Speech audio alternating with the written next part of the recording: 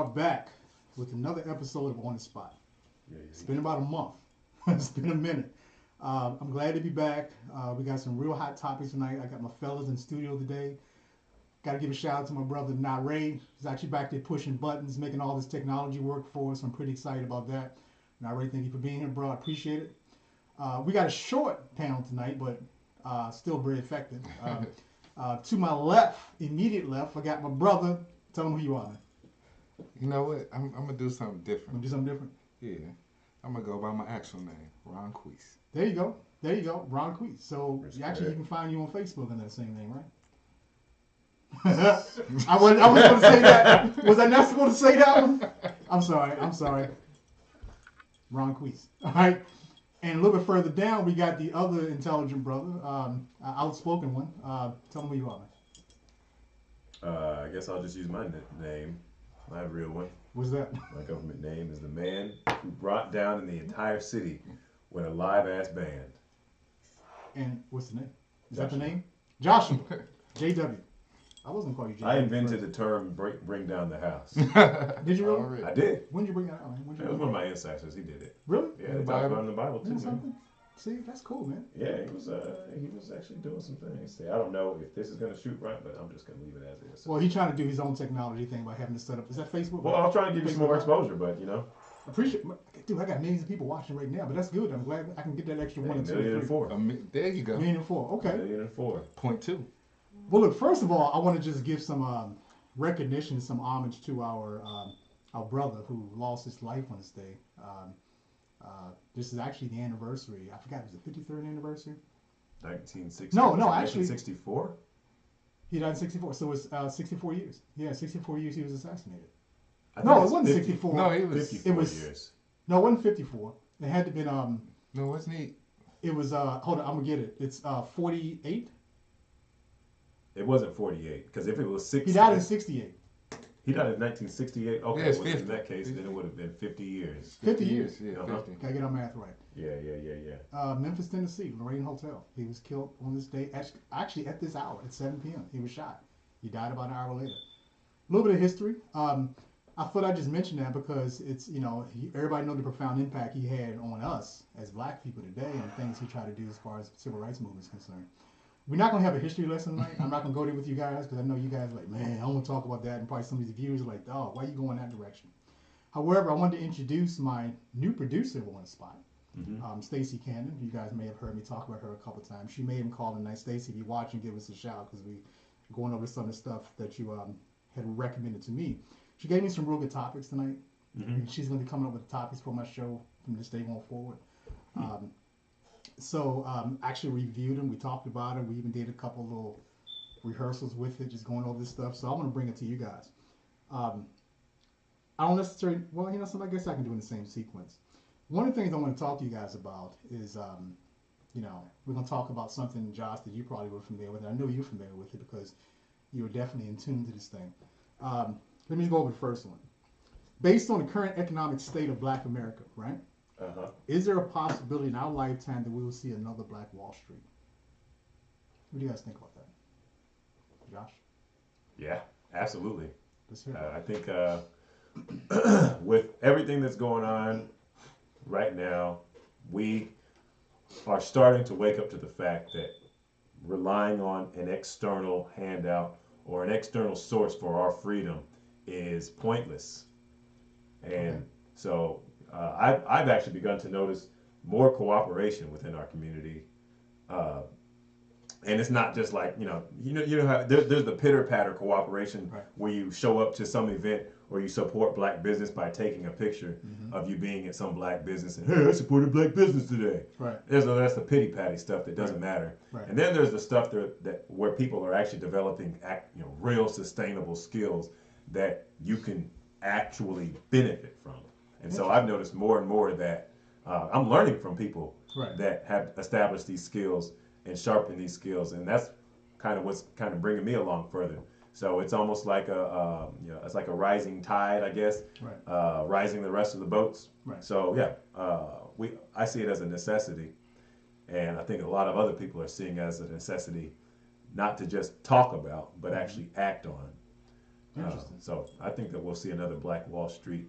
Maybe it might be in a different form than I was going to ask you Black because I Wall know Street. it probably won't be the same as it was up in Oklahoma. Up in No, Tulsa. it'll probably be a little bit More widespread across the country. a lot different more pockets? widespread. Yeah, because I mean, we should recognize now that okay, well, we're targets. That's what it is. Okay, cool. Right. All right. Well, you can sit here and complain about it and remain a target, or you can figure out why you're a target and then build yourself to where being a target's not your life label. So why is it taking so long? Well, I'm gonna get to you in a second. I know you got I some know. comments on this one. so I can only go by my own personal theory. Okay. There's a lot of factors that play into it. Okay. So we have external factors that whose mission it is to keep us non-competitive. We pose a competitive threat, not just economically, genetically. We pose threats Right. all over the place. Right. So we have external factors that are contributing to keeping those threats as suppressed as possible. Okay. And then we have internal factors that keep those threats and keep us as non-factors. And one of the biggest internal factors is cellular memory. So you take all of the oppression and all of the disenfranchisement and all of the things that put us as a disadvantage. Those are environments that we were raised in generations ago and even today. And so we develop whatever is necessary for us to survive in these periods of time, which may naturally make us less competitive because we're not thinking about being a competitive class. We're thinking about we got to do to make it to the next paycheck or next day. That's interesting. Let me read the second part of this topic. It says, are we capable as a culture of the type of achievements based on the current mindset of Black Americans? Or will we always have that crabs in the barrel mentality? Because that's there. So, you want to respond to that?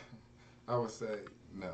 Okay. I say no and not because I'm looking at myself and looking at people. I know folks are starting to share information Okay. and they're sharing it for free. Right. So it's just a matter of time because folks are really starting to understand. I mean, i.e. like the Christopher Columbus holiday. Mm-hmm. We found out nothing new about this man that hasn't always been out You there. can tilt it up if you need to. But now all of a sudden folks are like, hey, he didn't discover America. Okay. You know what I'm saying? The information, no, we found out nothing new, but now folks is like, you're right. He did not discover America. Wow, this is bullshit. Well, they found You're out. right. It is bullshit. What else I is mean, bullshit? I guess it's they're starting to acknowledge that the current system is not sustainable. Okay. You know what I'm saying? Okay. The hand has been forced that they have to acknowledge. So it's just a matter of time. Okay. Okay. Actually, that's pretty profound. So, using the Columbus discovering America concept, I mean, that's happened. Okay, you guys both shared that we're starting to share information, right? We're starting to share knowledge. It's hard not to share it because all this. But for free, communication- the key is for free. Okay. The key is for free. Because I mean, you would look in other cultures, they would share knowledge, trying to help each other, trying to help each other build each other up. We would share it, but we would charge each other. Because we didn't know any better, right? We felt that everything had to have a price if we're going to get the cheap. Well, I mean, it's We're just trying to make it any way we know how. I give you case in point is Watch your mic. like BET. Okay. Black Entertainment Television. Know what I'm saying? It was owned by Bob Johnson. He sold it because his ultimate dream was to own a team and to become a billionaire. So then he sold BET, got the team, then he sold the beat, and then he sold Was it the the team. Panthers? Or was it the Hornets? The Hornets. The Hornets, Then he okay. sold them and he became a billionaire. Right. His goal was to be a billionaire. Okay. You're a billionaire, now what? Right. You can't take, know what I'm saying, this. Know what I'm saying? It's an old So it was a personal achievement. Yeah. I You mean, know, but he had you- a personal goal Yeah. to become a billionaire. But if and the he day after he became a billionaire, if he would have dropped dead, you're not gonna see $1 billion driving behind his casket. No, you're gonna have a bunch of people fighting. But Trying it's to get also his about money. his legacy too. So how are people going to remember him? Even though Steve He was Jobs, a billionaire. Steve But Jobs what- but- was a millionaire. But I So, mean, how he did- he invented something. He invented something that we're still using now. I mean, it's You talking when about I Steve Jobs? Or? yeah, Steve Jobs. When Right. I think about Bob Johnson, I think, okay, he was a black man, he was a billionaire Right. So, but most of the that people used to who- own BET. But most of the people, well, he sold the Viacom thing, right? So, with okay, this I'm gonna address that one real quick. Based on that scenario, there's a lot of people who've done a lot of great things that we still benefit from, right? Most of those weren't billionaires. Most of them were dirt poor people, just some small inventor that came up with an idea. Even some of the things, some of the tools that we use in healthcare, they use for certain devices. Certain things have been I guess- used. Even the tool they use for delivering a child. I guess Pulling what the child out and twist them around and make sure he's straight coming out. But what I think about is, like, I work for UPS. Right. UPS was started plug, in call us and give us your 1907. money. Sorry. It was like 1907. Yeah. Yeah, 1907. It was them. Actually, it was them in Wells Fargo. What Yeah. black business that's around right now has been around more than 30 years? I don't know. More than That- 30 years? I mean, when I think about stuff, I think about that's a problem because you think about you got all these companies. Oh, founded in 1850, That's a founded simple- in 1902. Right. You know what I'm saying? Founded in 1897. Then I look at black businesses as they might be into their second generation of owning that business, Mhm. possibly their third.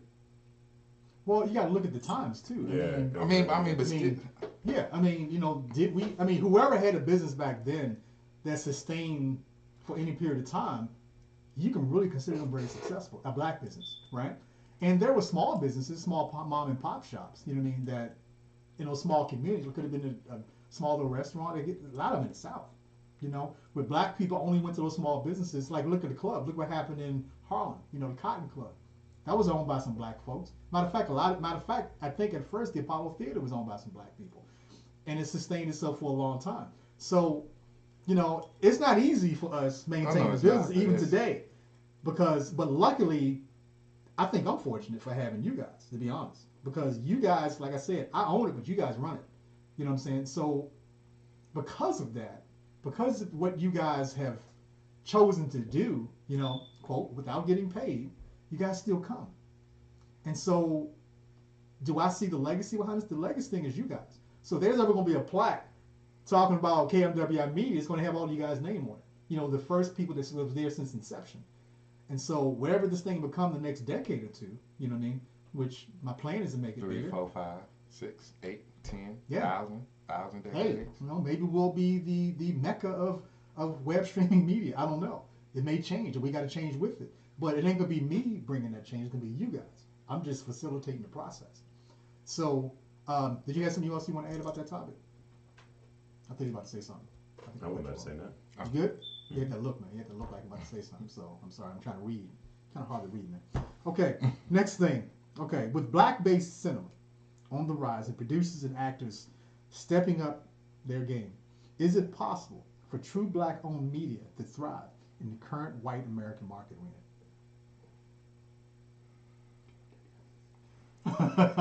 Is it possible? I'll go with that.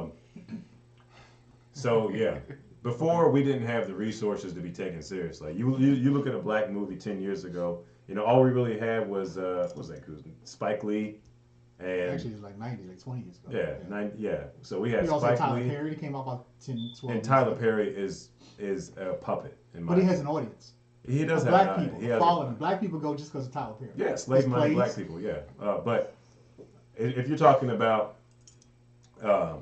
for people realizing what their potential is, progressive Mm-hmm. blacks. Tyler Perry is not a progressive black. No. and Okay, go ahead. He's not a progressive. You don't black. think he's progressive? Well, I guess he's using a platform that serves A different group of black people. he serves a very he serves the non-threatening, non-competitive, keep them in a bucket box type black people Okay. that support all of the negative stereotypes, or at least most of the negative stereotypes That's of the black interesting. community. I do not like Tyler Perry. So you would look him probably like the modern day black exploitation organization. Yeah, he's the black exploitation organization. So in what aspect do you think his movies or shows, because he's doing it all. He's doing plays, music, I mean, he's doing movies. He has his own shows. He's on his own network. He has a lot of things going on, and he's given a lot to the Atlanta community right now. So, why would you see him as not being progressive? Well, look at the strategy that he's used over there. I mean, how did he become famous in the first place? He worked hard to get his script read. Of by course, he somebody. worked hard, but how and what way? Putting What on did the he dress. use? What talents did he use? Putting on the dress. He put on a dress like I see just what like you're saying. every other dude. Okay. Most of to make it in this industry, you got to get on your knees, and he was the epitome of that, Okay. of getting on his knees and showing that he was, as a man, not a threat to this other overseeing force. Okay. If you can dress, I mean, it's funny. There are people that have dressed like women, and it's actually funny. I mean, look at Martin Lawrence in the movie he was in. What is it, Big Mama's House? Big Yeah. Mama's house. Look at some of the stuff that what's the other guy, the other comedian, Eddie Murphy, in his series of shows. What was it, Nutty Professor? He done the same thing. Almost every big time black Comedian. actor that's a comedian had to get on their knees in the form of, I don't want to see you as a threat or as a symbol of masculinity. So that's what I mean by Tyler Perry. I Okay. don't really respect what he does. So you don't like the Medea character, I hate the Medea character. but he had some other movies where Medea didn't even show up. Like what? Matter of fact, it was one Mr. Good Deed, something like that. That was a really good movie.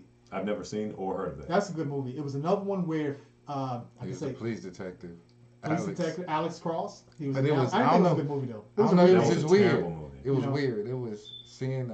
To me, his character didn't fit. I'm that be role. honest. Right. Seeing Tyler Perry not in the dress was weird. Actually, Him not in the dress he's was a weird. pretty dramatic actor. He's not bad. He's not, I never said he was a bad actor. Academy Award. If he was a bad winner, actor, but- we wouldn't even be talking about him. Right, right. The So talent. you think that he's exploiting black people? I don't That's what you're saying. think that he's exploiting black people. I look at his method and I call it what it is. And it's not like he's sitting in a secret lab like, ooh, yeah, I'm going to exploit black people. Right. He probably saw this as a medium to get, this is a grease. It is an easy way Right. to get to the place where he was trying to get to. If you wanted to go into the entertainment industry and you wanted to show that you are this provider, or this actual man, a strong black man, Right. provider, and you don't take no shit, or you're a competitive force within the world community, Right. it's going to be a lot harder for you as a man to make it like that.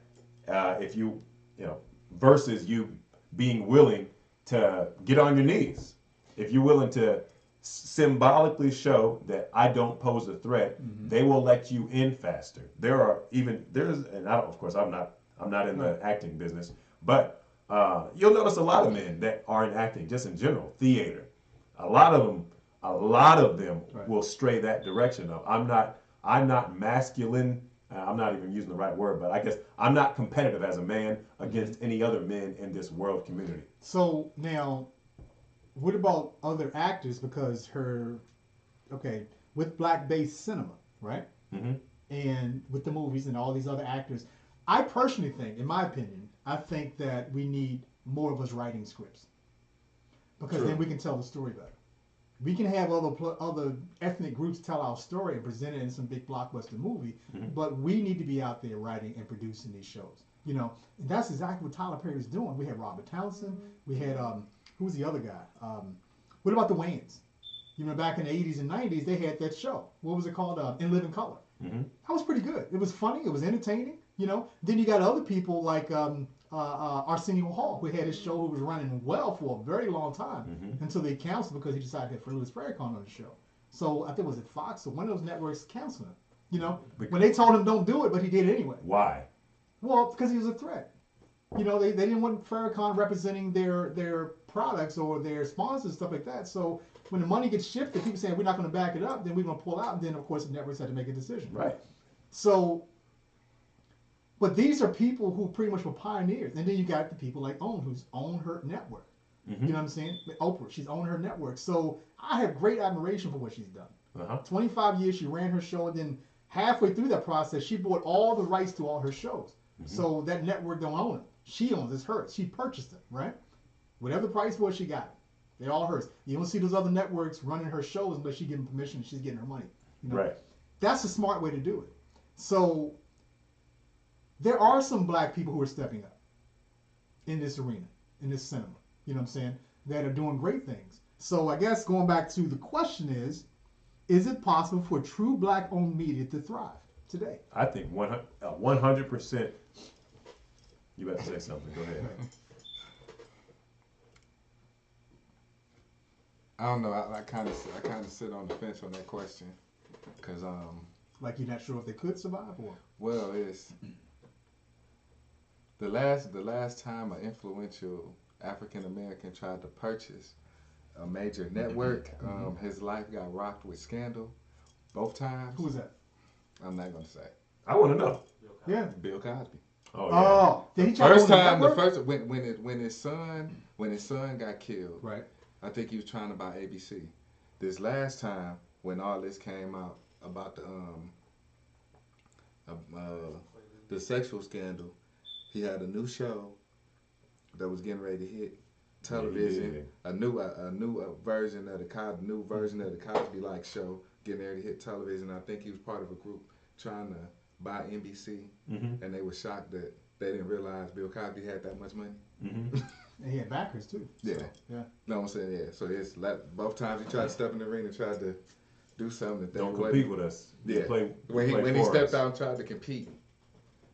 Why That's was it. Oprah so successful at it? Well, Oprah. She So was the direct threat. Oprah's a woman, and that is a difference. Okay. And think of, I guess, I hate that everything. White women love Oprah. White people love. No. White women. White women love Oprah. She doesn't pose a threat. She doesn't pose a threat. Because she's okay. I see. Yeah, she doesn't pose a threat. Men versus another man, Right. that's a threat. Women versus a system owned by men is not a threat. Interesting. Okay. If anybody want to call in, please give us a call. 203-802-KMWI or 5694. I want to hear your comments. I want to hear your thoughts. I want to know what you're thinking, what you're feeling about some of these topics and some of the responses that you guys are hearing. I think all the responses that you guys are giving are pretty profound. I think it's amazing. I personally think, now you're saying that it can happen, but you're on the fence about it. And I'm on the fence of whether or not will it be allowed to happen. Because it's a conversation. It was a conversation me and one of my cousins had. Imagine, I'm going to just name off some folks. Imagine if these black folks came together and started one company. Imagine if Oprah, Will and Jada.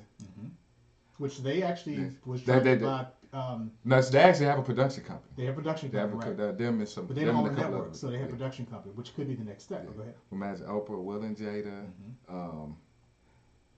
Jay-Z and Beyonce, Tyler Perry, and Michael Jordan. If they came together and started one company, I mean, they that would rock be the intro. that would be pretty much They that would would be the rock most the- powerful company on the planet right there. So, okay, so you saying that couldn't be if all of them heads got together Yeah, and just they can't sat do at the table and they had a conversation and said, look, we got the back, we got the support, we got the name it. recognition. We don't even need backing. They have so much money in Well, the that's bank, what they I'm don't saying. need When I backing. say backing, I mean they'll Yeah. get, because you can't just do it Yeah, I on mean, your it's- own. You got to have the other people Yeah. to buy into. I mean, so they we- decided to become a huge network like Fox, NBC, CBS, and ABC. You're talking about like that, right? Because what she does is she joined another organization. Or they could come together and start like a product like MGM. What does MGM stand for? Metro Gold Winning Myers. Maybe. Myers. Yeah. Which means it was three dudes. Which means it was three Jewish dudes Right. came together, put their money together, and started a company. Right. Bought a whole bunch of land in California, started a company. Yep. What if those folks came together and did that? And I mean, it's So you're saying Tyler Perry has been building, but what if they just threw their money together and just bought a whole section of California? Boom. But what's we the just gonna question you're build a asking? studio. Are you asking, can it happen, or I mean, just should it happen? I mean, or, just what if it did happen? I mean, if it did happen, I mean, it'd be that great. is, It'd be great. It will be great. and that would scare the hell out the established system. Time for the established system. Oh, to it needs change. the established system needs to be destroyed. But I mean, it would change. So, Yes. okay, let me just say this. Let me back it up, bring it home a little bit. Okay. So right now, KMWI Media is not even known like that. But what if it could? I mean, I'm kind of up in age now, but if I was in my mid-30s and I had I'm not saying I couldn't go there because I think I would find the energy to they take got it there. they got pills and drinks for that. I might last can be 10 years, 15 but again. I might last 10 years, but You could be 15 again. I ain't trying to go back that far. That's funny.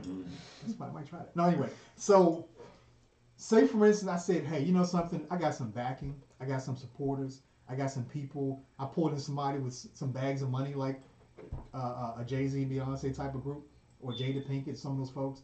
And they said, okay, we'll back you. You know, you presented your case. We think we're going to back you. You're a small black-owned business, and the industry has only been around since 2009. You know, so we talk about a very small industry. So, and everybody's going internet right now with everything. You know, with apps and everything. Is you're not talking about that. Can it be done? Yes. Would I be ambitious enough to try it? Yes. So, would I be threatening to other people? Yes. Possibly. Because you got radio stations now that are doing what we're doing, like, the Breakfast Club. That's an actual radio station up in New York. They just happen to have cameras in there. They decide to broadcast their shows through another medium on YouTube. Great concept. It's easy concept. You and I talking about doing stuff like that. Yeah. And that's something that I'm going to be working on real soon. You guys will see this stuff starting to roll out pretty soon, this year. So now I'm going to start getting some recognition in different places that I wouldn't expect to get it, right? I'm expecting to get it, but I might get some backlash from some people trying to stop me or trying to get in my way or try to throw up roadblocks. So the question is, can it happen? Yes. Yes, it can happen. Can another organization like the Tyler Perry Foundation organization, can he actually have an impact? He's having an impact now. Mm-hmm. Is he a threat? I don't know if he's a threat. Probably some competitors, but because everybody's fighting for this, everybody on cable is fighting for time slots, So you adjust your time slots. You put your best shows on the best times when you think people are watching. And that's when the sponsors come in. Different with cable than it is for broadcast television. Cable, like the OWN network gets paid not only from the cable providers, right? Like the Comcast and all those other ones, Spectrum now and AT&T and, DirecTV. They're getting paid, right? Or it's a shared cost. Because who gets paid? Who the sponsors are paying? Some of that big money is going in all those different directions, right? But everybody's fighting for those primetime slots. And then on Sundays, you got the NFL. All these, imagine the NFL, right? Could there be another organization, a black organization, that come together to compete with the NFL? Could it happen? Absolutely. Absolutely. And somebody's ambitious enough, got enough support and backing, even if you ain't got to have the ambition to start it. I think they can be a direct threat just saying, hey, I'm willing to come up. Back USFL tried to compete with the NFL back in the 80s. It's coming back. Huh? USFL's coming back? Which Trump owned the jersey something. Not the USFL. The one that McMahon started. Oh, I'm not familiar with that. XFL. Oh, that's right. XFL. It's coming back. Okay. Because what I didn't know on the low, McMahon has been a consultant to the NFL for years. Interesting. But, so if I came to both of you guys and said, hey, man, look, I got some backing right now. It's not a lot, but I got some backing. I'm ready to do something real ambitious. I'm going to start going out and trying to purchase at least 2 or 3 of the large webcast and media networks in the DFW area. And I said, I can do it. I can probably have it done by the end of this year. Would you guys support it? Yeah. Yeah, it wouldn't make sense to not support Would it it. make support not to, right? So what I'm saying, that's where it starts. Then other people start hearing in other states, and they're just, oh, somebody's calling them. I don't see nothing. No call ID. Oh, they hung up. Okay. I didn't see no call ID. It just came up, just ran. Okay. So wherever you were, call us back. Don't block your number because I want to hear what you got to say. Yeah. Okay. So that would be an ambitious idea that I would have, and I'm not gonna say that. I'm not gonna talk about it like it's happening, but I'm telling you, it's not something I would think about. All right. So let's go to the next question. Changing focus just a little bit. This question is regarding relationships. It's a huge shift from what we just talked about. We're going to relationships. All right.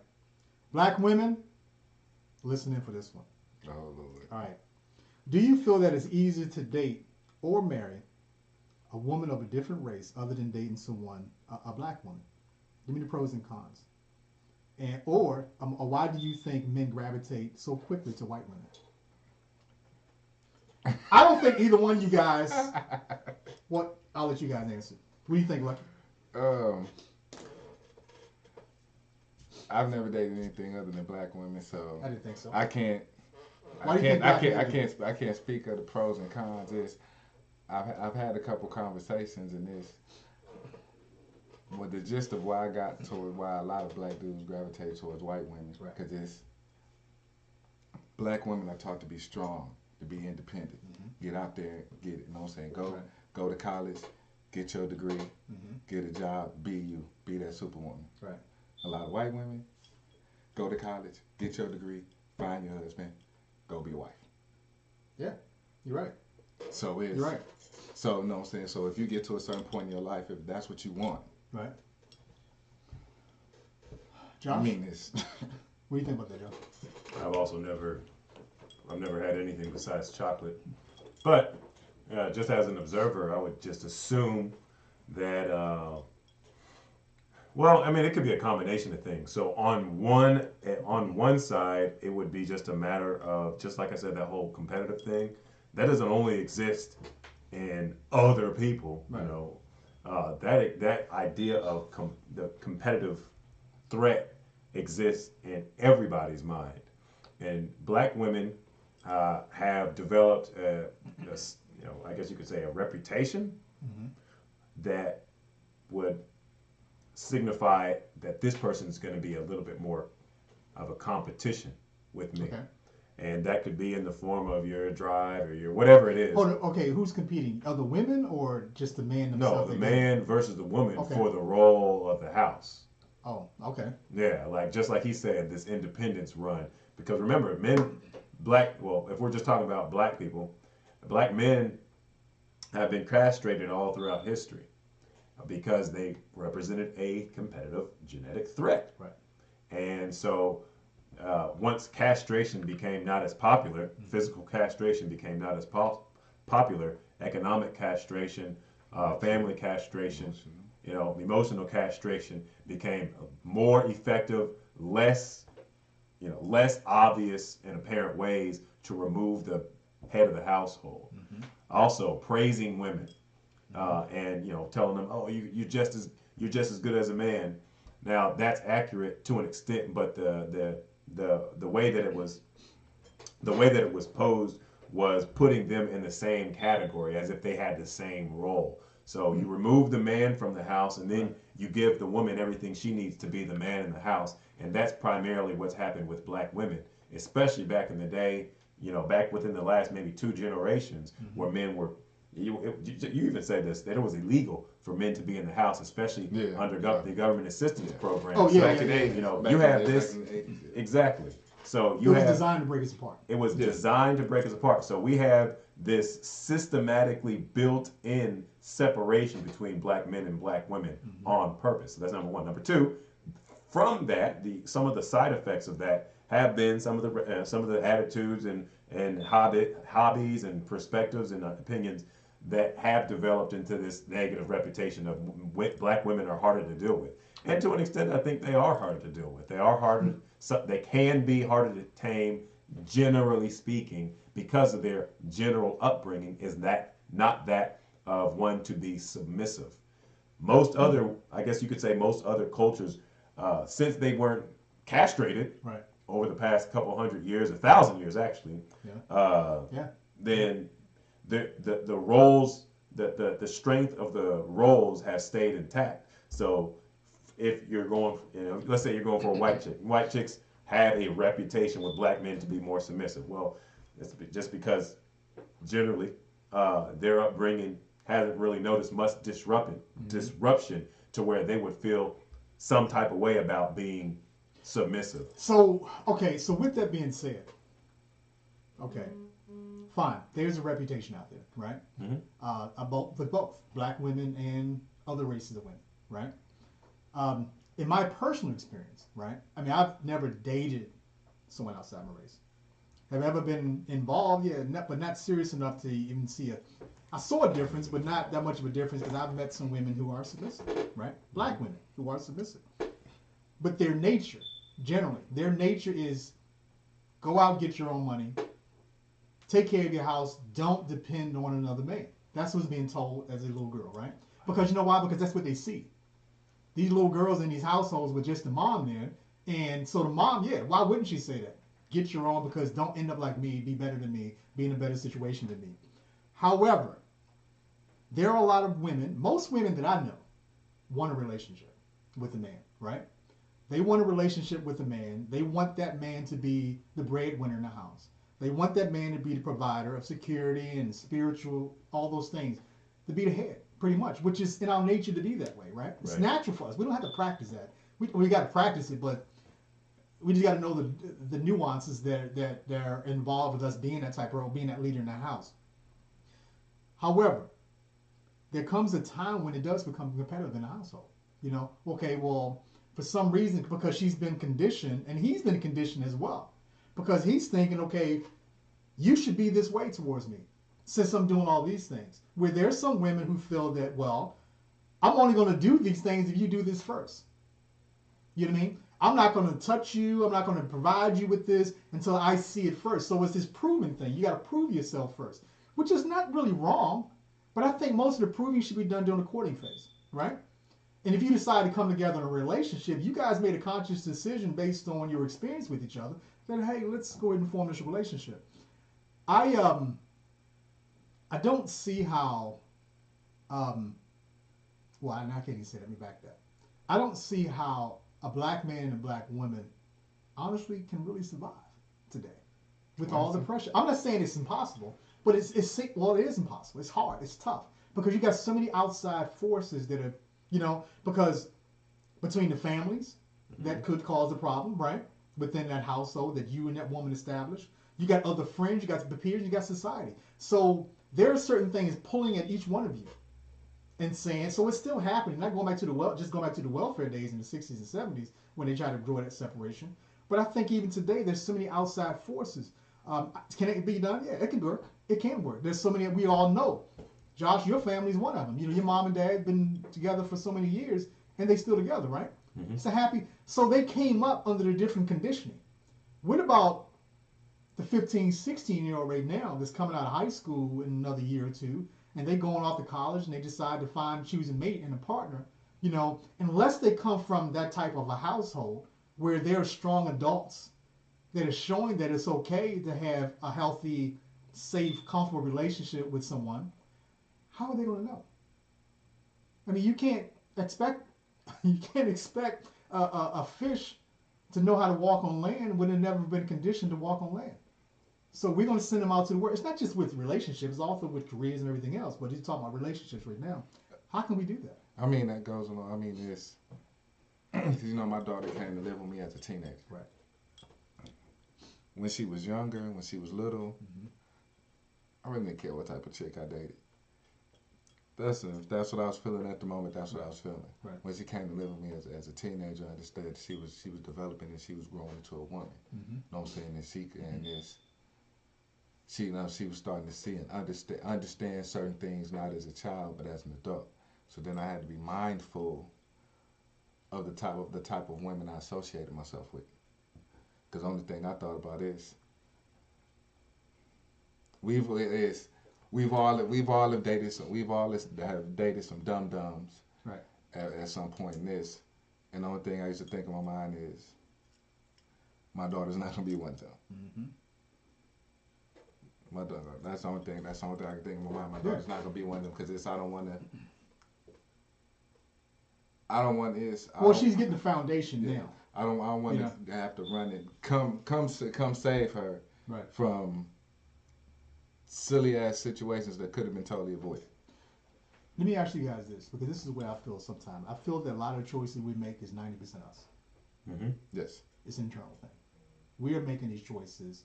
If you're being forced by some outside force, you're still letting it enter you and causing you to make certain decisions when it comes to certain things. When it comes to people, relationships, choices, whatever. Most of that is us, 90% of it. Yes. I think that's a lot, right? So if we're making bad choices, it's okay to make a bad choice. If you learn from it and not make the same choice again, right? We all have relationships. We can look back and say, damn, why did I do that? You know what I'm saying? Why did that happen? Why?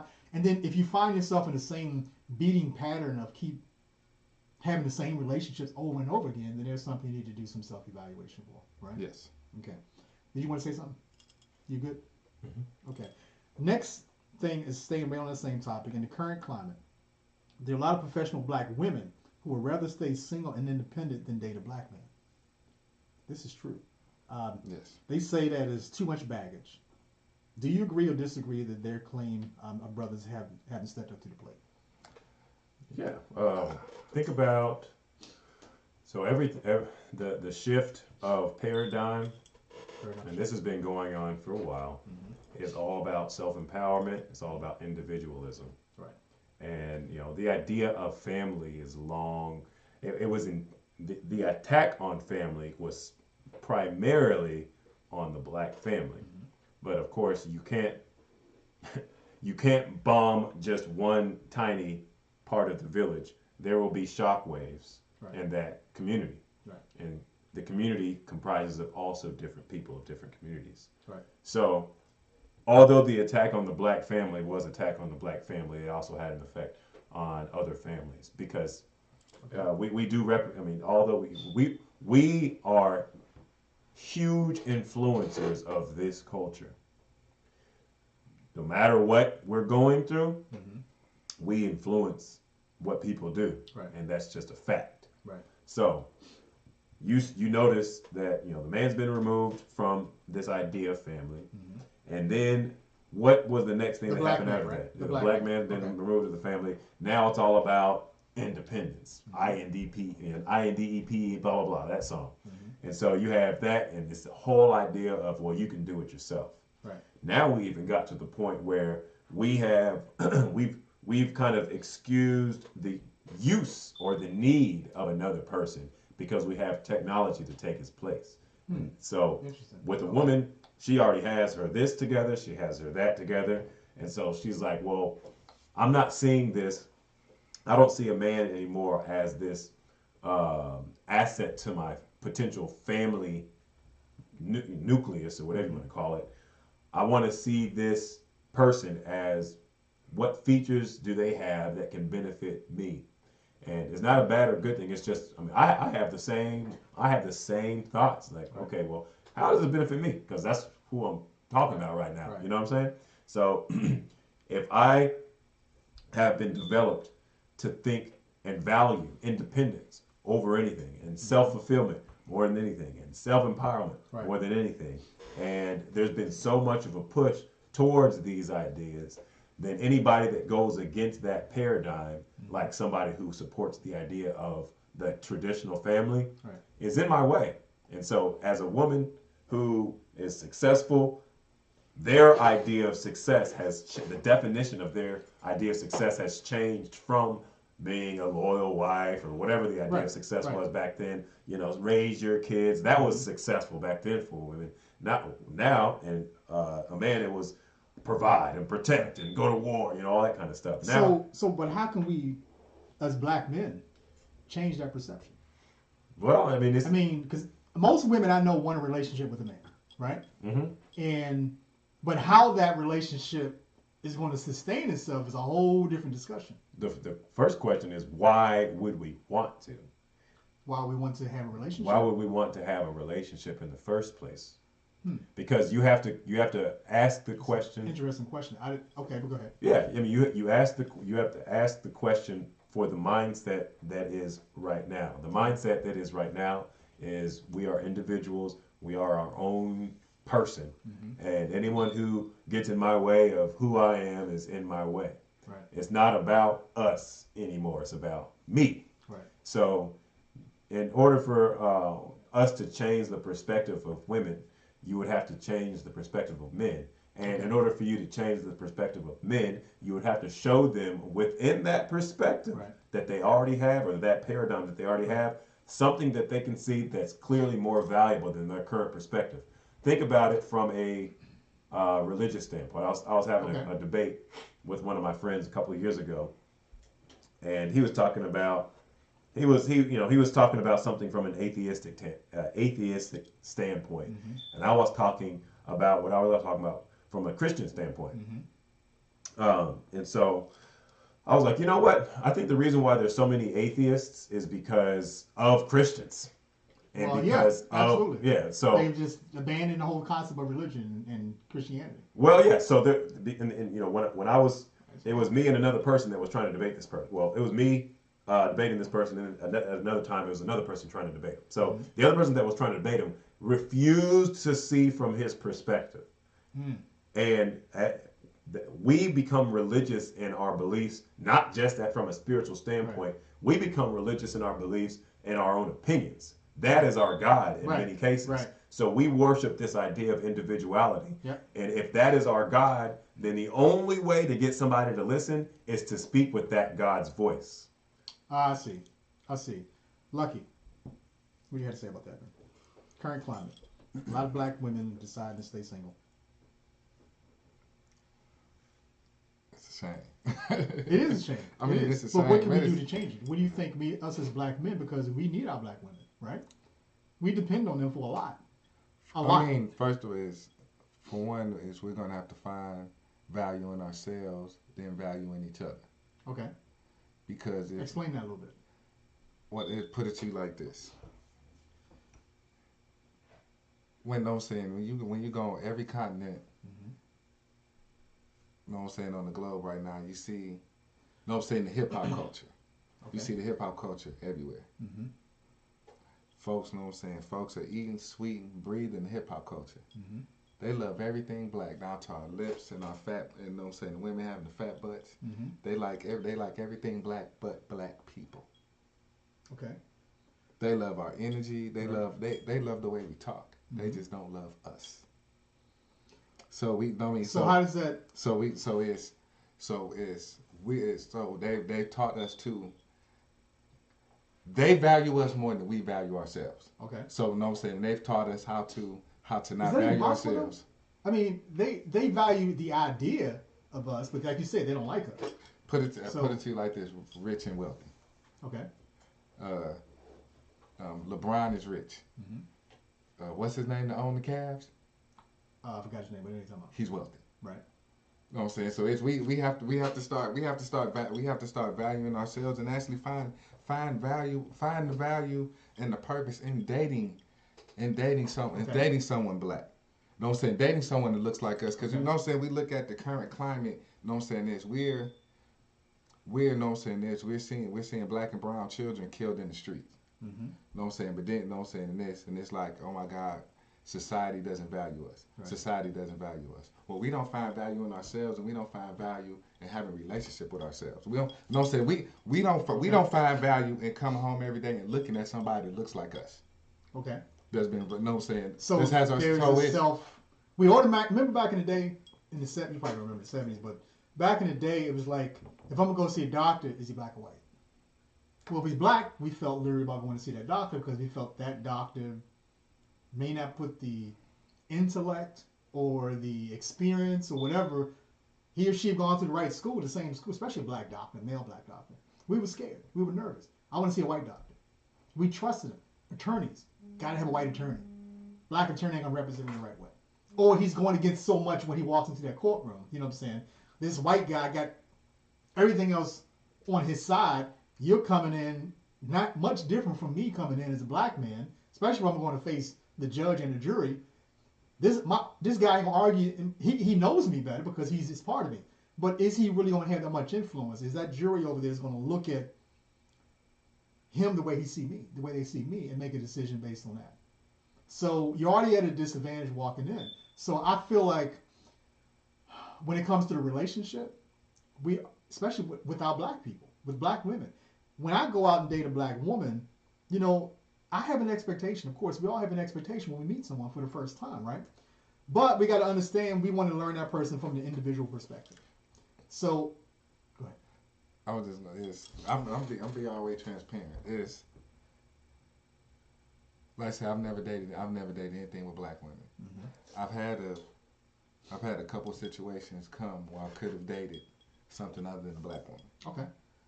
But when I sat back and thought about it, when I was out of this person's presence, when I was by myself, right, listening to my voices, the only thing I thought about was, what will my daughter think of herself? Okay, so you think... Because growing up, all my daughter's ever seen me was black women, beautiful black women, beautiful black women. Okay. Now all of a sudden, I have something on my side that is not that doesn't look like her. Okay. Just how was she? How was she? Have you asked her? I mean, that's a good question to ask her. You know, how would you feel if I brought home a woman of another race? And then just, she may have a different perspective than you think. I mean, Yes, it's just having a hypothetical. She said it was. She said she wouldn't have a problem with it, but then is you look at this. A lot of things make sense in theory, but when it comes to practice, it's a whole different well, thing. of course, yeah. We know rubber meets the road. Things are different. You know, So I mean, so it's but younger people today are a little bit. They're not like we are, and then the generation before us. I mean, it's like they're a little bit more neutral when it comes to certain things like that. Unless they grew up in the community, that's all they know is that, so they won't go outside. No, what I mean is there's more integration going all on that than mean we is think. is you have to is to find images of beautiful black women being presented as beautiful black women. You have to search. I mean, I don't agree with that at all. I mean, you have to put. I mean, you have to put it. It's not like it's. You can just turn on the television, and then you got these skinny white women on television. That's always been there. I mean, so that's, I mean, what I mean yeah. by is it takes no effort. You can open your eyes and turn on the television, and they're there. See, but I think they're young people are seeing what that really is. It's just on television. Now, I'm not saying a lot of black women, a lot of young black girls don't try to. When I see black young girls today, I'm imaging other black girls. You know, who are their heroes? Who are the people they look? I mean, they might come when it comes to size and all that type of stuff. But there are a lot of black women that have that same body image that some of these white women have, just a little bit more curvier, but it's more ethnic. So I think what young people see when we were coming up, we didn't have as much of it today as they have today. They see black people, beautiful black women, whether it's the hair, the outfit, the clothing, whatever they get, because the black women are getting these contracts with these designers and designer labels, so they're modeling more. You see more black models than you saw back in the day, right? Some of them look like sticks to me, but they're still of that ethnic, so they're seeing some color. But the question was, just going back for a second, black women are choosing to stay single because they don't want to deal with us. So, and they won't go outside their race. Well, they may eventually, but right now they're choosing to stay single. I think there's a problem with that. Well, I got a little snippet. Okay. Biggest thing that I can think of, biggest factor, just to keep it simple, is perception management. It's hot. I'm sorry. Okay. Yeah. Hey, now Ray, I'm sorry. Can you come turn this fan on? I know we live, but perception management. Right. So this has been going on since forever, Yeah. but more strategically since the 1920s. Appreciate it. Where? Can you put on low? Put on low. The lowest one. Ah. You're on the air, but on the spot. Who's calling? Good evening, everyone. This is Black Diamond. Oh, what's up, girl? How you doing? I'm doing pretty good. I'm enjoying your show. Okay. And I hope everybody is well. Yeah, everybody's good. I think they're happy that you called. what's going on? Well, I'm really pleased with what I'm hearing from everyone when it comes to the topic of black women Okay. and the possibility of stepping outside their race. Okay. I prefer my race. I've always been that way. I have been approached by other races, cultures, Right. but it's just something within myself that keeps me bonded with mine. Okay. It's nothing against them, But there's a comfort there, right? Yeah, it's a comfort of knowing that this person understands my struggle as well as I understand theirs Okay. with the color of our skin. Okay. But it is difficult. I'm gonna just be 100. Okay. It does get difficult dating within my race. Okay. Why is that? Yeah, go ahead. I'm pretty independent. I take care of business. I feel like I'm a successful black female. I don't, in a sense, require a whole lot or ask for a whole lot. Right. But other than the typical respect, Right. love and the basic needs Okay. for anyone, Right. within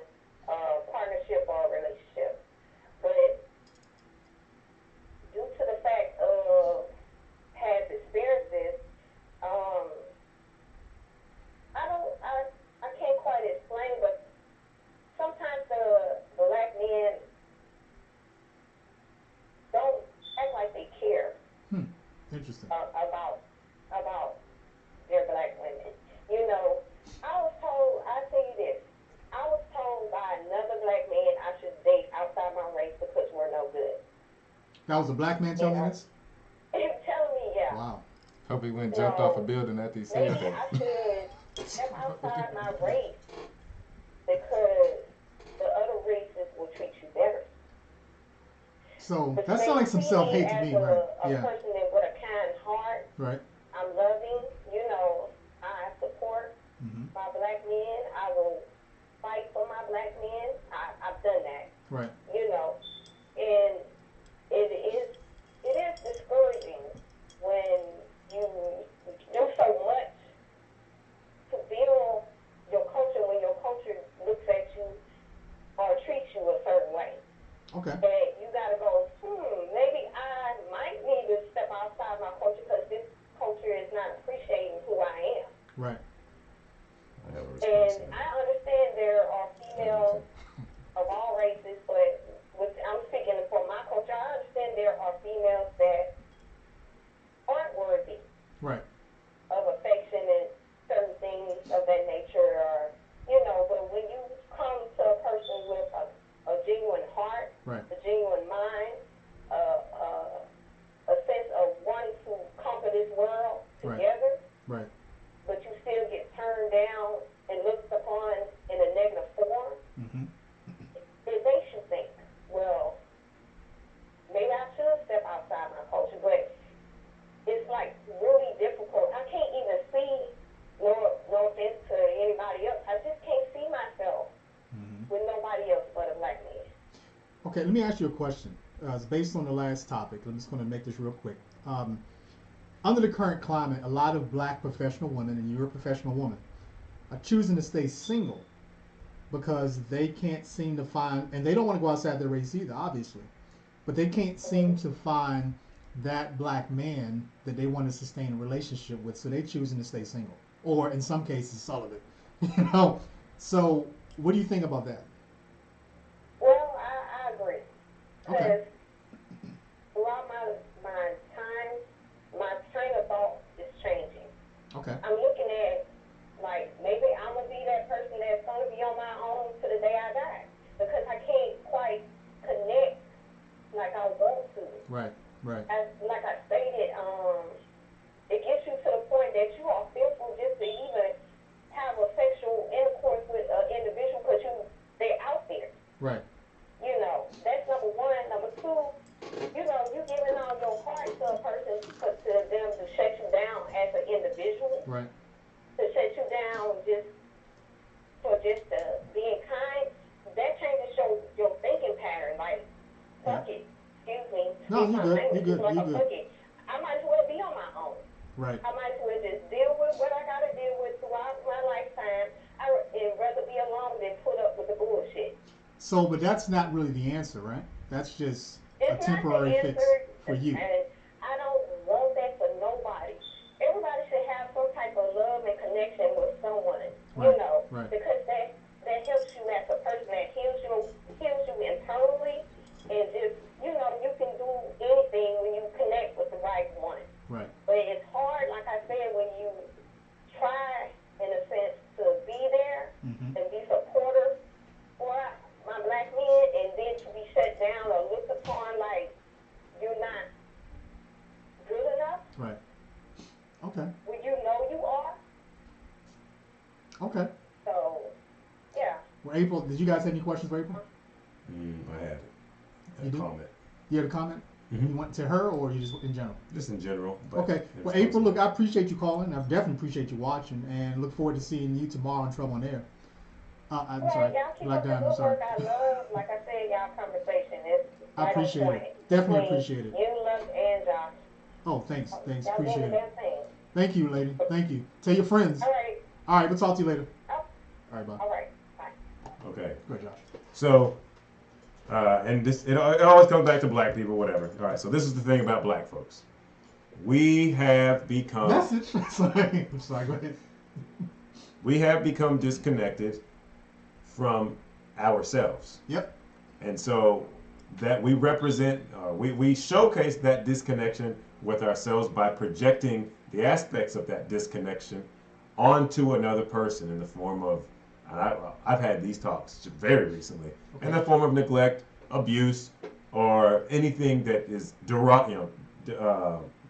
is detrimental to the relationship. Because to not know who you are is one thing, but to know who you are and not accept it Right. is a whole other thing. That's So a whole different level. we have been reminded over and over as a people who we are and where we came from.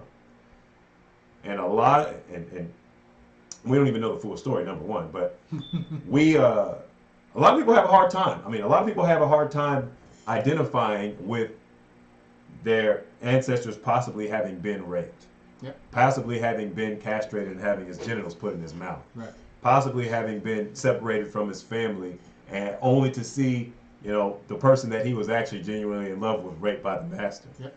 It's hard to identify with those things. You want to get away from those things. Just think about it, not even going back to the slavery days, because we love going back to that. Think about, as a person, how someone would deal with a traumatic event. Let's just use rape, because that one's pretty traumatic. That's traumatic stress. That is very traumatic. And how people typically will deal with that type of traumatic event. Right. A lot of people that deal with a traumatic event such as rape, they'll turn to homosexuality, and that will be a projection of either something that they have,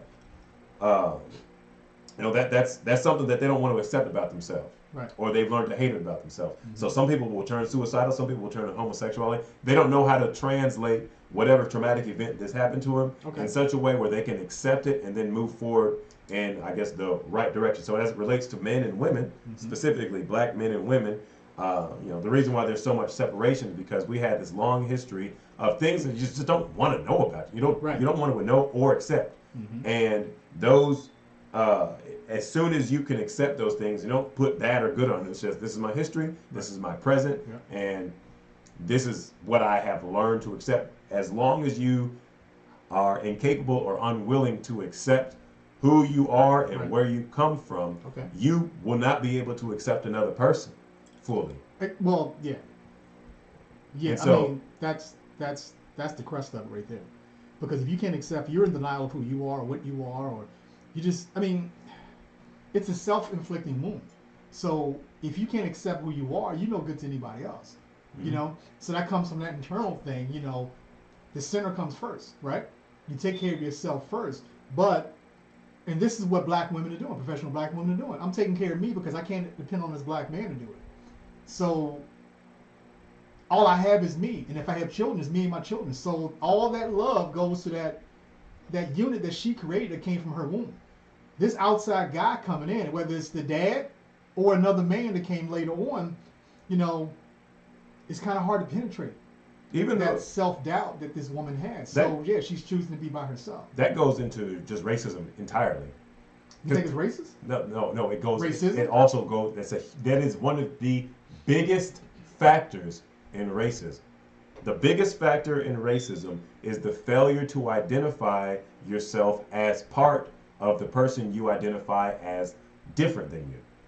So That's a good point. Yeah. we, let's say we always talk get on this whole black and white thing of the whole racism argument.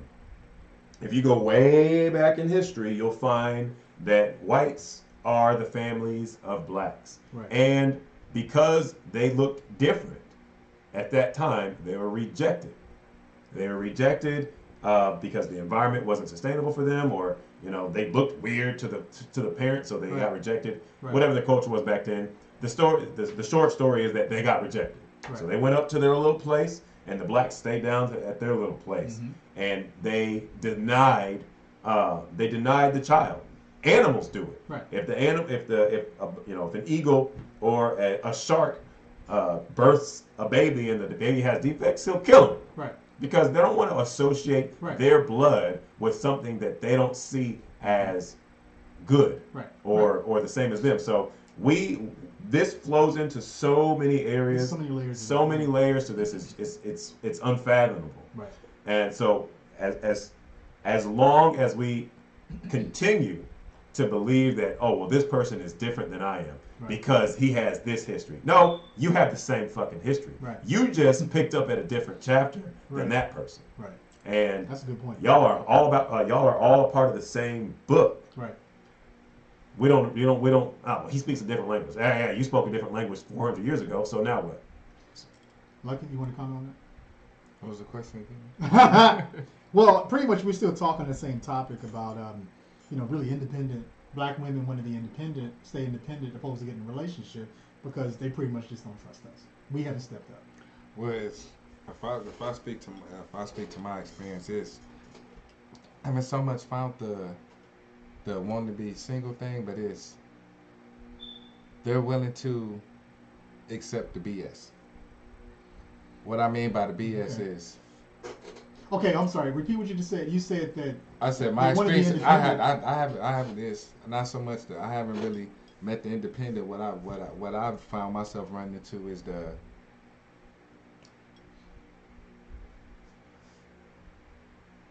know what I'm saying? All dudes supposed to be dogs. They supposed to be running around. They supposed to be That's the sleeping with perception, everything. right. Yeah. So females are more willing to accept that narrative than if you come to them like, hey, Right. this is, I'm trying There is some to build, conditioning, right? I'm trying to build something. And because of their baggage, which Yeah, we supposed to have, they'll trust you more if they assume that everything you do, they might remind them of a situation they've been through in the past. All of a sudden, that becomes a rule of you. So it's an internal thing. You Mhm. know, I mean, I like Stacey. I like the comments you gave, but a lot of these questions can also apply to black women in the reverse. You know what I mean? The next one, Mr. John, I'm going to cut you off. You have something else you want to add to that? no, you can. Okay. Go ahead. So the next one, it says brothers say they're looking for a ride or die. We all want that ride or die, right? I know I do. But there's different. It depends on Depends on what you call depends on a how ride or that die. ride or die manifests. 'Cause Uh, Jamie Foxx had a song just like me, Okay. just like me. Back in the day when I was on whatever I was on, Right. I dated a female for just like me. Right. I'm talking even though we were the same sign and everything. Mhm. I mean, it was. You know what I'm saying? It We're was gonna cool. go to about 8:30 tonight. It's second region on the juicy topic. It was cool. It was cool at first, but then after a while, it got to the point. It was like, hold on, because I know I have a very creative imagination. I could say, we gonna rob this bank. We gonna drive to Florida, hop in a space shuttle, and fly to the moon. And her response would be, "I'm in the passenger seat, Daddy." After a while, it was like, it was like I know my mind could go all the way to the left, and it was like I need somebody that's like, you know what, dude, you need to pump your But brakes. is that You a do ride it or too. die, or just someone who understands where you're coming from and the way you think and the way you? No, she was a ride or die. Okay. She So, was serious. well, how would you say me your definition of a ride or die? It's And we me can and you track against that. the. I mean, it's Bonnie and Clyde. Okay. Okay. She was a ride or die. But that's Bonnie that's was the a ride or negative die. version of it. But I mean, Give me a but positive. I Give me mean, a definition of a positive ride or die it's- relationship I mean, between a it's man and woman. because I say when I get to the bare bones of it, somebody asks me what I'm looking for a construction worker. We can come together. We can build this. Okay. Okay. So Josh, ride or die, man. Ride or die is accepting that you are the same blood. The same So, play. no, the same blood. Same blood. We are Okay. all of the same blood. Okay. Every single person is of the same blood. So, with the person that you decide to become one blood with, Right. if you are one unit, Right. like you're supposed to say you are, if you ride, then you ride, and if you die, you I'm die. not with you. You can't. Pretty you- much. Yeah. Yeah. That Not is- literally, but yeah. That is. We rise and fall together. We Right? rise and fall together because we are one unit. We may not think the same. I mean, you don't even think the same on a daily basis. Right. Because on one day I might feel this way Yeah. about X, Y, Z, and then on the other day I might feel this way. It's called the ego. You We're gonna know. have to talk about that one day because you made some good comments about the ego. Mhm. We're gonna have a discussion about the ego. I Yeah. want to know your perception on that. But go ahead. So, yeah, the whole idea now, ride or die.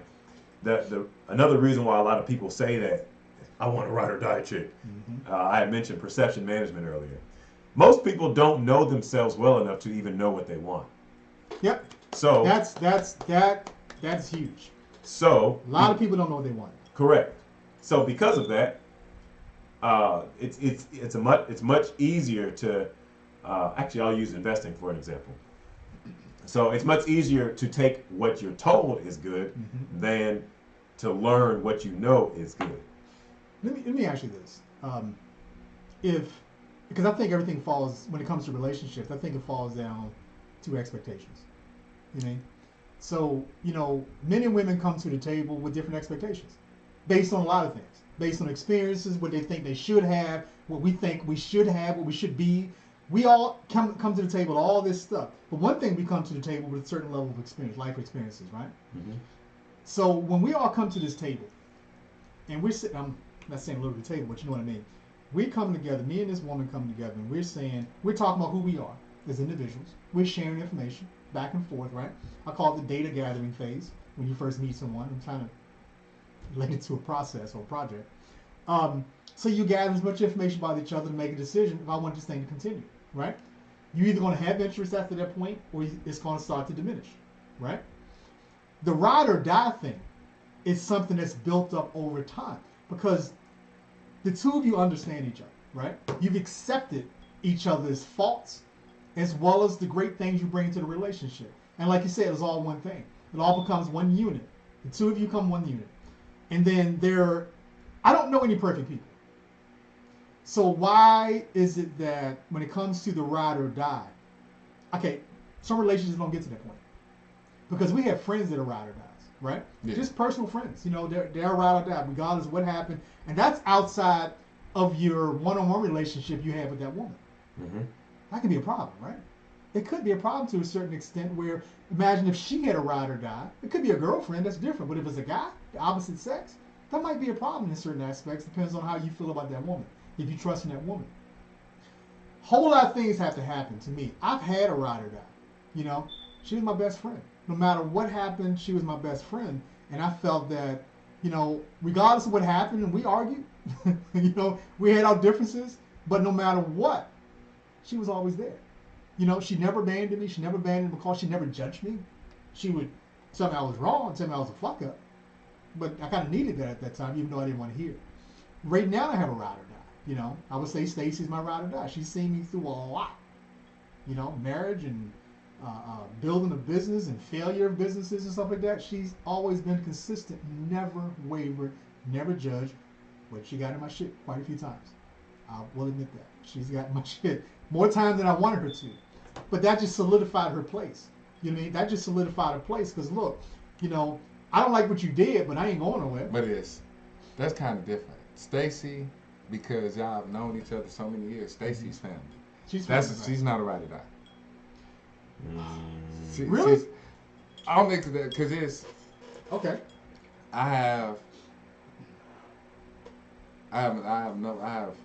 still some of my female friends that I was close to in high school, we're still close to this day. Right. So they have over 25 years in this game. Mm-hmm. So anybody I've known that long, I call family. Okay. I call family because I got family that's not ride or die. Yeah, I mean, Right. the folks out of this. Right. If we're still communicating at this point, Okay. But we are of that level. Cause Right. I'll be 42 in a couple weeks, and if I've Right. known you 25 years, that means I've known you well over half my life. Right. So that woman, you meet that woman, right?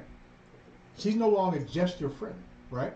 This is the woman that you're romantically attracted to. You guys are romantically attracted to each other, right? Is it the goal for her to be your ride or die? I mean, for me it is. To me, it's a goal for her to be my everything. Well, ride or die, that's the way I equate to ride or die. She's your everything. She's there for every cause, every reason, every aspect of your life. And there's no wavering. You know what I'm saying? It's almost death do you part, pretty much. You know what I'm saying? So ride or die means exactly that. So death do you part. Even though you make a vow publicly, in front of Christ and witnesses, when you get married, it's pretty much the same thing. It's just without the legal expectations of it. That's what I call a ride or die. And there's no judgment. You'll fuck up just like we have with our family, our siblings. We might get pissed off at them, but we might even distance ourselves from them. You know what I'm saying? You come from a big family. I'm sure y'all have had your arguments coming up, maybe even today. But you're not going to abandon them. No. because of something they said. Well, depends on what it is, but you haven't abandoned them because of what they did or said, because you understand that person's nature enough to say, okay, whatever this was an extreme situation. I'm pissed off about it. I got to keep my distance right now because I'm too angry. But you become that person's ride or die. Yeah, that's family. But what about if you hit that woman who felt towards you in that same way, and you felt that way towards her? I'm not talking about your buddy. I know you and Sophie tight, but I'm saying that woman you're romantically attracted to. That, to me, I think that's a wonderful thing to have that. Oh, definitely. Because I mean, it's at the end of the day, you know what I'm saying? It's I'm not gonna speak for all men, but every man is you should want that person that you can take your armor off. Right. Yeah. Yeah. You can take you your can be armor vulnerable. off. Yeah. You can take your armor yeah. off. Yeah. You know what I'm saying? This. I shouldn't have to be He-Man every day. Right. Sometimes you just want to cry. I'm saying this. Sometimes you just want to sit back and just, I'm upset. I'm hurt. My feelings are hurt.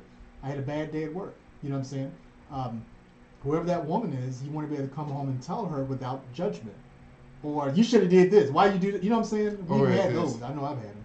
Or is this, and it's weird, is a lot of my friends that laugh is, do you remember the movie Jerry Maguire? Yep. Do you remember that part where Cuba Gooding didn't know whether to take the deal or not? Yep. You know what I'm saying? He was going back and forth. You know what I'm saying? He looked at his wife and he was like, what should I do? And she just grabbed his face, looked him in the eye, basically reassured him. Yep. That right there, that's what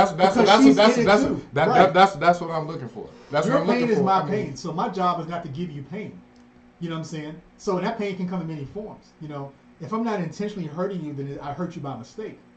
But regardless of what I just did, you learn to forgive over time, and you still remain in that place with me. And sometimes, see, with me, I'm gonna ask you guys this. I'm gonna tell you. I'm gonna answer my own question first. The way I measure a successful relationship is not, of course, now in good times. It's how you get through the bad times. Because we know those are inevitable. If any relationship, my relationship with you guys, we can have disagreements that can cause some friction with us, and we might just want to stay apart. But the way I would measure is that we can come back as men and say, look, I made a mistake. If you can admit your part, you know what I'm saying, and we can shake hands, what's up, we can move on. Men tend to do that because we can compartmentalize certain things. It's not always the same with women, because women will transfer that same emotional feeling she's had from that bad experience over a lot of everything else that's happening. And it's hard for her to compress it over and focus. I'm not saying she can't do it. We all know we've had relationships with women that we felt that, what does this have to do with that? Why is it all coming up now? She's remembering that experience that she had, and this right here is triggering all those things that happened in the past. You ever wonder why that happens? I mean, it's and I think that's one of the problems with just, what I'm saying, as we sit here and talk, just thinking about it, is this: when you meet somebody, what I'm saying, first thing y'all get to know each other, but y'all getting to know each other from the aspect of what you've been through. Yeah. How about take a different approach? Yeah. How about this? What is your goal? What is your goal? What is your goal? Right. How about getting to know that person from the aspect of what is their goal, where they're Right. trying to get to? Right. Because all that back there, that can't be changed, that can't be altered, can't nothing be done about that. History is And matter of stamped. fact, you wasn't even a part of that. Sure wasn't. You wasn't even a part of that. I mean, that stuff back there, that stuff good to know. But how about we get to know a person from the aspect of where they're going, not from where they've been. I prefer that, but I can't say the people I come in contact with always have that same experience. Josh, you mentioned something on the show. Matter of fact, Josh was on Lachey Listens yesterday, and very good show yesterday with you and Kirby. You made some comments which I thought was real, came straight from your heart, where you said you had an experience a week or so ago, or maybe a little over a week, where you were having some thoughts about your own personal relationship, right? And I kind of want you to elaborate on that again, if you don't mind. If you don't want to, I understand. You don't have to. But I thought you were making some real valuable points, how whatever happened during that time was causing you to think differently, but now something happened. I guess what I want to know is, what was the change? The change was I said the whole thing about knowing who you are so that you know what you want and all that stuff. So I had failed to recognize that my insecurity, like I had failed to recognize that my insecurities came as a result of my unwillingness to identify the aspects of who I was that I didn't like with who I am.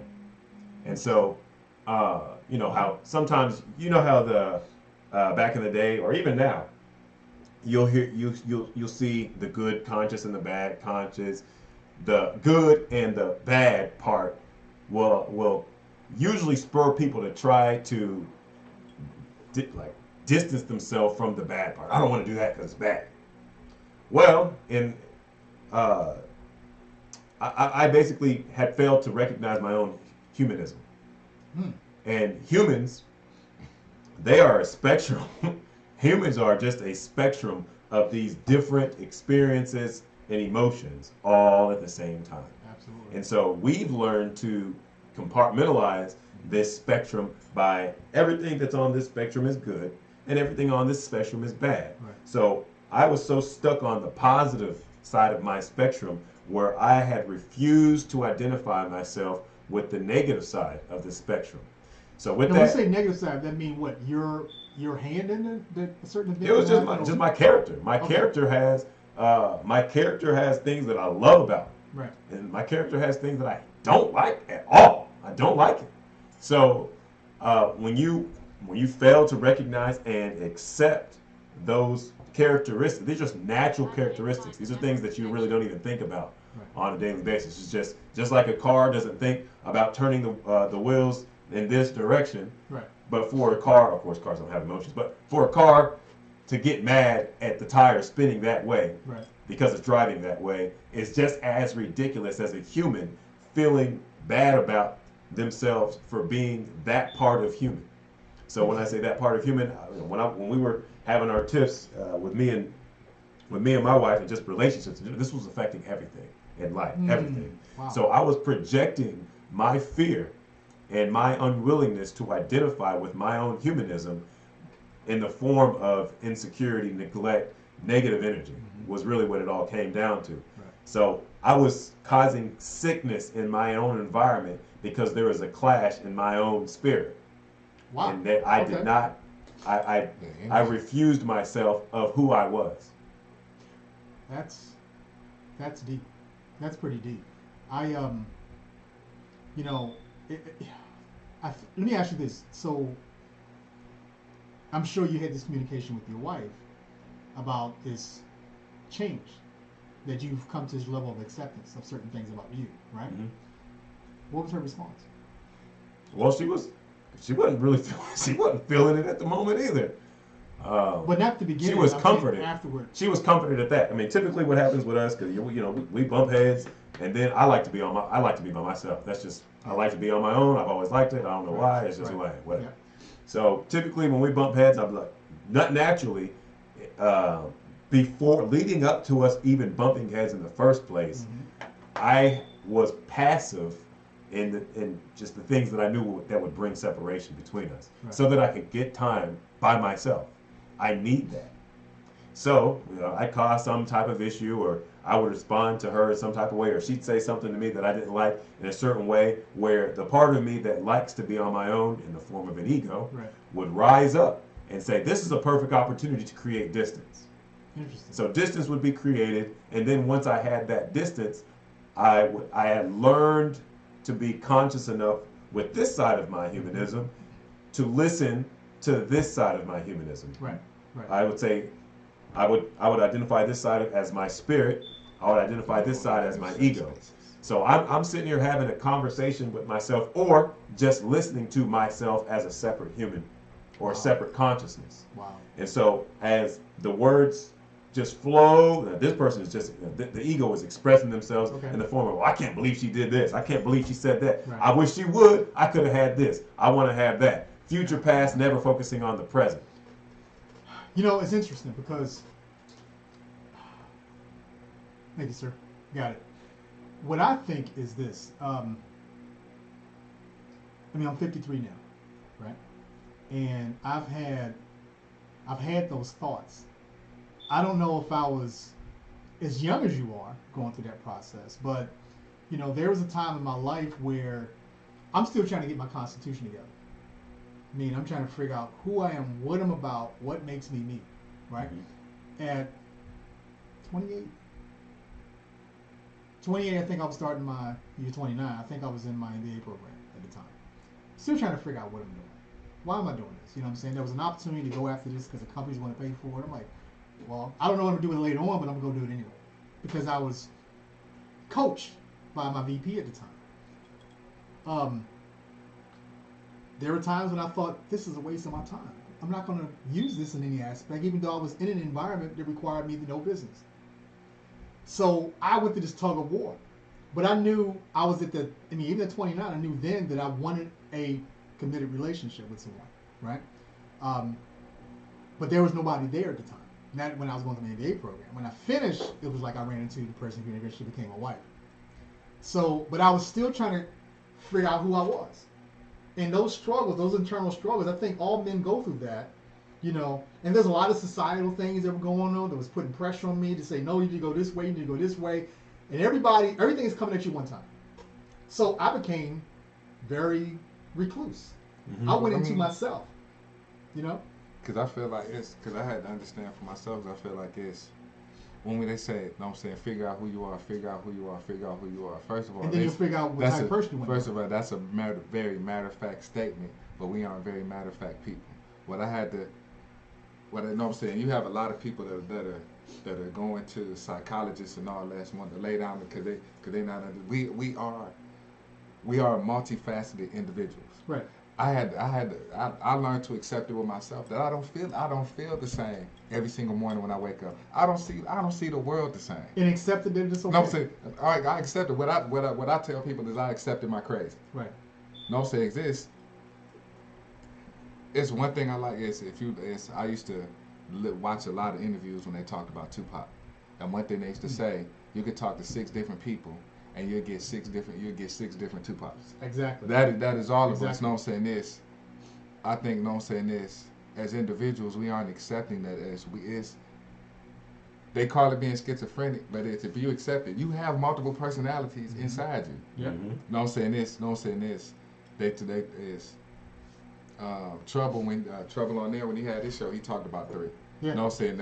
I have it narrowed down to 5 basic, but depending on the person, you can have 5, 7, 8, 9, just depending on who you are and, I'm saying, what you need to deal with. I mean, because it's what I've noticed. What I've noticed, like myself, like this, in very, very, very extreme situations. When I get put in extreme situations where my back is against the wall, I had to recognize for myself my emotions shut off. Yeah. I get to know saying this. I go straight ideological, which means it's whatever I have to do to make it through this situation. You know what I'm saying is, some people may get hurt or they may get rubbed the wrong way. Right. I'm not in that spot to care. Interesting. I'm not in that spot to care. I'm in what I call my soldier mode. Right. Well, I told you the way it is. I told it is. I'm operating totally without feelings and without emotion. Interesting. So, okay, so we're about to close this thing out. What I want to do is thank both of you guys and Ray for being here on the spot. I always enjoy having you guys here. It's motivational for me. You guys make it happen. I'm always keep saying that. You guys make this whole network happen. Lucky I'll be seeing you on actually doing the engineering on Spark next Tuesday, right? And are you on another show? That's the only show you're on, right? That's the only show you're involved other than this one, on the spot. Yeah, unless they drag me on the Love Plug. Oh, that's right. You're on Love Plug. That's right. They get Okay. dragged on the Love Plug. And Josh, we'll see you tomorrow on Dollar Propaganda at 8:15, right? Mm-hmm. You got a guest tomorrow? Yes, I do. Who's your guest? Philip Washington, Stonehill Wealth Management. We're going over his book. There we go. We got another guy, a positive guy, gonna be on the show. Oh, somebody called in at the last second. Okay. You on the air? We're on the spot. How can I help you? Hey, what's up, bro? I know you started to get ready to close out, and I just wanted to say thank all of you guys. It was excellent. And Kenny asked me to start producing his show and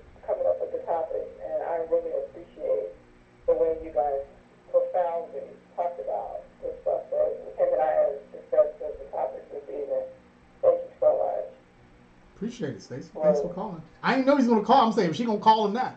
You know, I stayed on for an hour and a half waiting for you to call. No, I'm just playing. No, I appreciate you calling in. I wanted to hear the perspective. I wanted to hear the information and the way that you guys conveyed your point of view. Okay. While waiting until the end, because I really appreciate it. Well, I appreciate it. And it was good. I think I covered all of them except for one, but that one we can talk about later. But Yeah. I appreciate it. Thank you, lady. Thank you. Have a good night. All right, bye. So, you know, there are a lot of things I want to do with this show. You know, that's going to, you know, requires you guys being a part of it. I decided to step away from coming up with the topics because I felt that I was drying out. Mm-hmm. You know, now I got someone else's perspective, and she kind of thinks that way. So I'm like, why not? Why not get her to come up with some ideas? You know what I mean? And I can step aside and just present it to you guys. I'm still gonna keep them discreet until the show, so you won't be getting no hints about it. But that's why I was on the spot, right? Did you guys feel like you were on the spot? Mm-hmm. A little bit. A little bit. Okay, but it felt good, right? Yeah, I'll talk about whatever. There you go. See, that's what it's all about. Like I said, we'll be back in 2 weeks. I don't know what that date is, but we'll be back week from the next. I am going to have an impromptu show of On the Spot. It'll be just me talking about it. I may ask Naray to come in, or maybe I get somebody else to come in. Maybe I can get you to come in. Depends on what day of the week it is. But I'm going to do an impromptu on the spot show, just talking about my perspective of KMWI Media and the characters that are a part of it. So you guys might want to tune in for that one. I'll let you guys know when that's going to happen. It could be next week. I don't know. But I definitely want to do that because I think it's necessary now. We're coming out this real tough month, March Madness. I'm calling it March Madness because that's exactly what it was.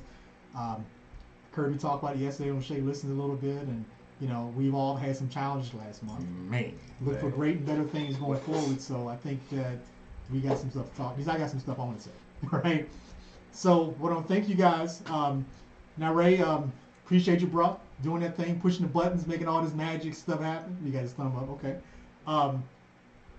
Like I said, tomorrow we got Trouble in Air at 7 o'clock. We got Dollar Propaganda 8:15, and tomorrow night we got Soda Pop from 10 to 11. That's gonna be a great show, a lot of funny show. We won't have it for the next couple of weeks. We'll have Love Plug, and that's when Sophie wants to have her show. Be closer to the end of the month.